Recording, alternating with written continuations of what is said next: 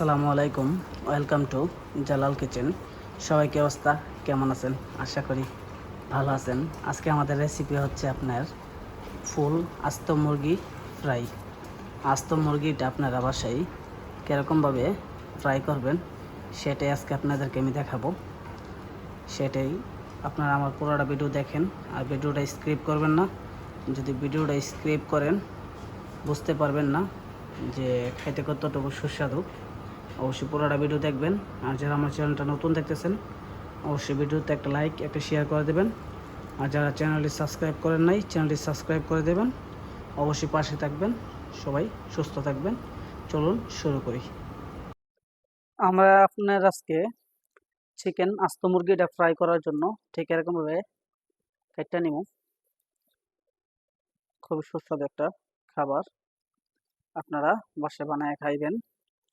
আর অবশ্যই আমার কথাটা মনে রাখবেন, আপনারা সেম প্রসেসটা ফলো করবেন। অনেকে আছে আস্ত মুরগি বানাইলে বাসায় আপনার খাইতে খুব একটা সুস্বাদু হয় না। তার জন্য আজকে যদি আমার এই প্রসেসটা আপনারা ফলো করেন তাহলে ভিতরে জীবনও কাঁচা থাকবো না, আর খাইতেও খুবই একটা সুস্বাদু। আমাদের চিকেনটা কাটা হয়ে গেছে, এবার আমরা মশলাটা রেডি করবো। মশলাটা রেডি করার লাগে এখানে আমি হালকা একটু তেল নিয়ে নিব, তারপরে হাফ চামচ লবণ নিয়ে নিব, তারপরে এখানে আমি হাফ চামচ রেড সল্ট নিয়ে নিব, রেড লবণ, লাল কালার লবণটা, এক চামচের মতো বাবলকা পাউডার, তারপর এক চামচের মতো নিয়ে নিব লাল মরিচের পাউডার, এক চামচ একটু কম নিলাম, তারপর নিয়ে নেব এক চামচ আদা রসুন বাটা, তারপর এক চামচের তো কম হাফ চামচ ব্ল্যাক পেপার, তারপর নেব হাফ চামচ অর্গানো। আপনারা যে কোনো বড় ধরনের মধ্যে দোকানে গেলে পাওয়া যাবেন অর্গানো খুব সহজে। তারপর এখান থেকে দিব আমার বানানো হাফ চামচ স্পেশাল চিকেন মশলা, তারপরে শেষমেশ দিয়ে দিব হালকা পরিমাণ একটু হলুদ। তারপর খুব ভালো করে এটা আপনি মিক্স করতে দিব। আমরা আপনি মিক্স করে নেব এটা ভালো করে।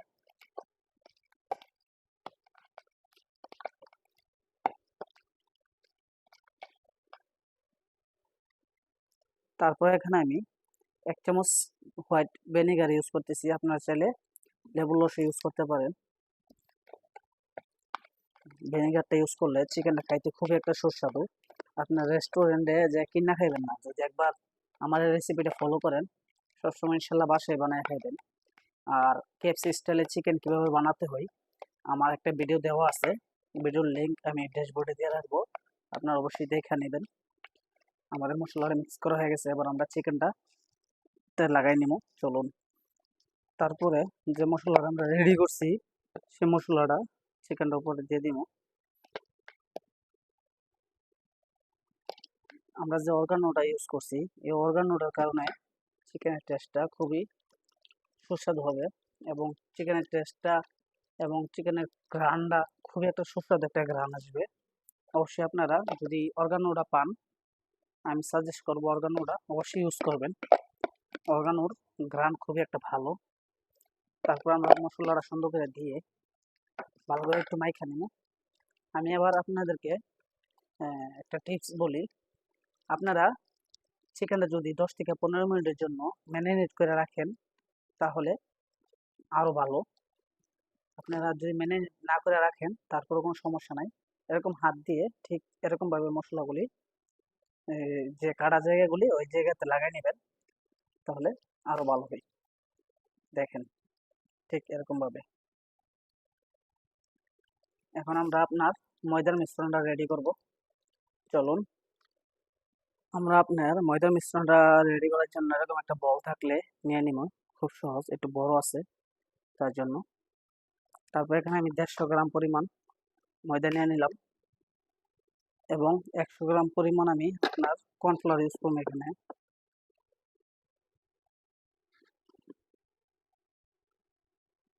তারপর এখানে আমি হাফ চামচের মতো ব্ল্যাক পেপার দিয়ে দেবো, গোলমরিচের গুঁড়ো। তারপর এখানে আমি আপনার গার্লিক পাউডার দিয়ে দেবো হাফ চামচ জিঞ্জার পাউডার এবং হাফ চামচ অনিয়ন পাউডার এবং আপনার 1 চামচ পরিমাণ বাবরকা পাউডার কালারের জন্য। তারপর এখানে আমি হালকা পরিমাণ একটু সল্ট দিয়ে দিব, লবণ দেওয়া হয়ে গেলে একটু ভালো করে মিক্স করে নিতে দিব। আমাদের ময়দার মিশ্রণটা রেডি হয়ে গেলে আমরা আপনার দুধের মিশ্রণটা রেডি করে নিব। আমরা দুধের মিশ্রণটা পানির মিশ্রণটা রেডি করার জন্য এখানে 1 পিসের জন্য একটা ডিম কাফি, আমি এনাফ। আপনার একটা মুরগির জন্য আমি 2টা ডিম ইউজ করলাম, আপনার একটা ইউজ করবেন।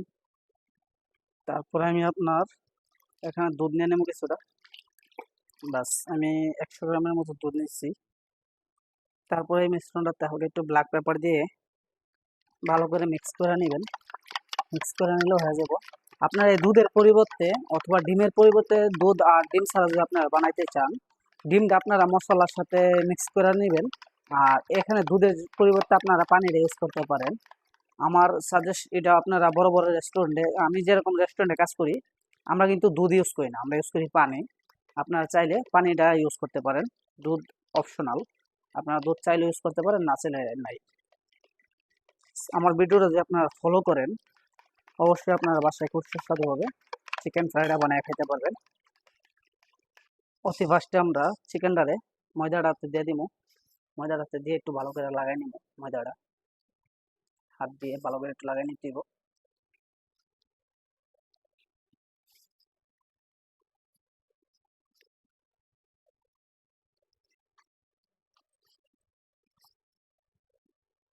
আনাচে কানাচে একটু ভালো করে লাগাই নেবেন ময়দাটা।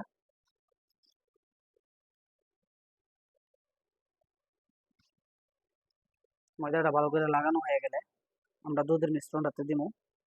আমরা আপনার এখানে দুধের মিশ্রণটাতে দিব সুন্দর করে উল্টায় একটু দিবেন। ভালো করে একটু দুধের মিশ্রণটাতে দিয়ে বেশিক্ষণ লাগবেন না, লাগলে ময়দাটা গলা দেব। তারপর এরকম ভাবে উঠে নেবেন। তারপর আবার আমরা আপনার ময়দার মিশ্রণটাতে দিব। ময়দাটা একটু ভালো করে লাগাবো।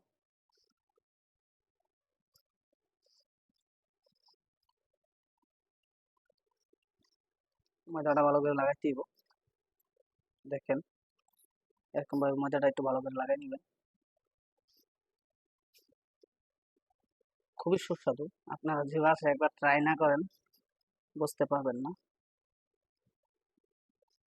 লাগানোর পর আপনারা এরকম ভাবে হালকা একটু জায়গা নেবেন, তারপর আবার একটু লাগাইবেন। আপনারা চাইলে আবার দুধের মিশ্রণটাতে দিতে পারেন। তারপর এটা এরকম ভাবে হালকা একটু জায়গা নেবেন। ঝাড়ার পর আপনারা ডাইরেক্ট ফ্রাই কড়াইতে দিয়ে দিবেন। চলুন আমাদেরটা হয়ে গেছে। এরকম ভাবে জায়গা নেবেন। আবার দেখাচ্ছি।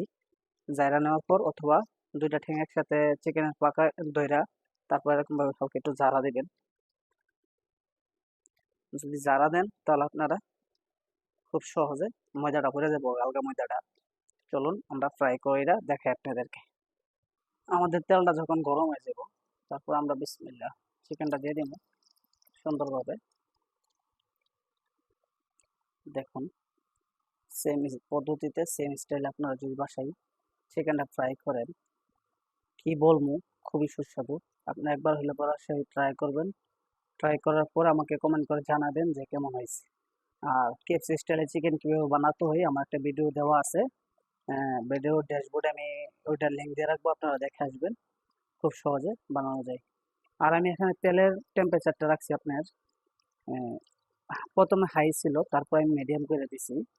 কারণ আপনার যদি প্রথম রো থাকে, তারপর আপনার দেওয়ার পরে ময়দাটা গলা দেব, তার জন্য প্রথম একটু হাই, তারপরে নর্মাল।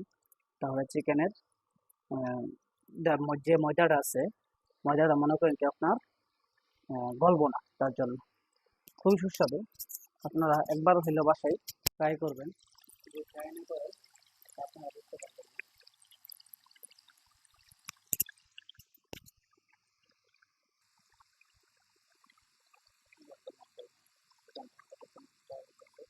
দশ মিনিট লাগবে, ফুল চিকেন বানাইতে 15 মিনিট লাগবে আপনারা। ভিডিও বানাতে তো হয়তো 10 মিনিট হতে পারে, কিন্তু বানাতে 15 থেকে 20 মিনিট লাগে।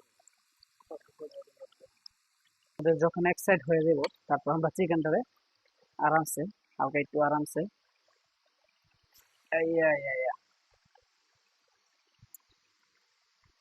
আমরা চিকেনটারে উল্টাই দিব। যদি চিকেনটারে না উল্টাই দেন, অপর সাইডটা হবে না। দেখুন দেখুন, মাশাআল্লাহ, দেখছেন, কারে বলে চিকেন একবারে। এটা আপনার আমি 2 দফা ফ্রাই করবো। এখন 1 দফা ফ্রাই, তারপর আবার 1 দফা ফ্রাই করবো, তাহলে চিকেনের ভিতরে রসালো থাকবো। দেখতে থাকুন, সাথেই থাকুন। আমাদের চিকেনটা ফ্রাই হইতে হইতে এ ফাঁকাতে আমি আপনাদেরকে একটা সস বানানো দেখাই দিই। আমরা সসটা বানানোর জন্য এখানে 1 চামচ মায়োনিজ নিয়ে নিলাম, 1.5 চামচ মায়োনিজ নিয়ে নিলাম।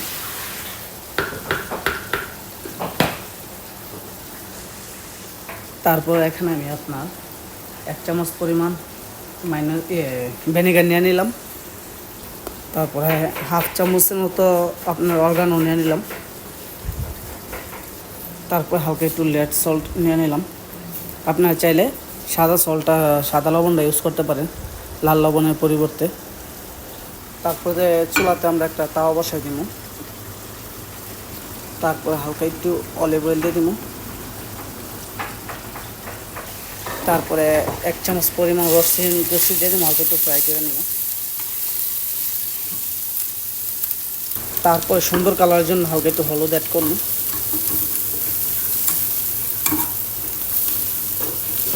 তারপর হালকা একটু লাল লাল করে ভাজা নেবেন সুন্দর করে।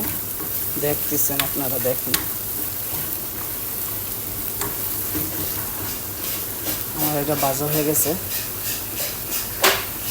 তারপরে এখানে আমরা আপনার যে রসুন কুচিটা বাইজা রাখছিলাম ওইটা দিয়ে দেবো সুন্দর করে।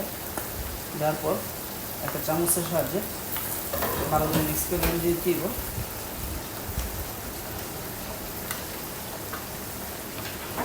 আপনারা বাসায় ট্রাই করার পরে বলবেন যে কীরকম হয়েছে, আমি বলবো না।